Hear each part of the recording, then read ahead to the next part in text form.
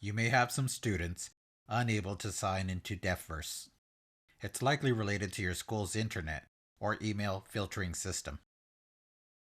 I have a solution for you. We have created a new account type for teachers.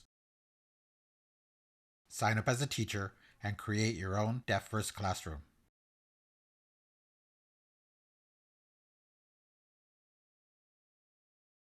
Then add your students' names to the roster.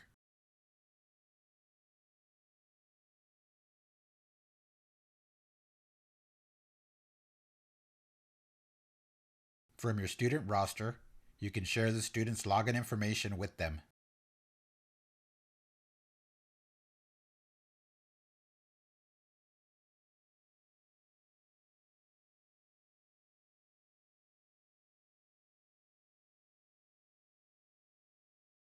From there, they will be able to access Deafverse on their own time.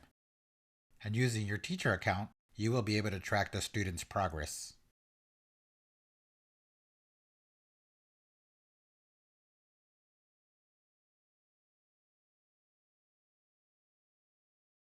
This gives you the ability to keep up with their learning journey into Deafverse.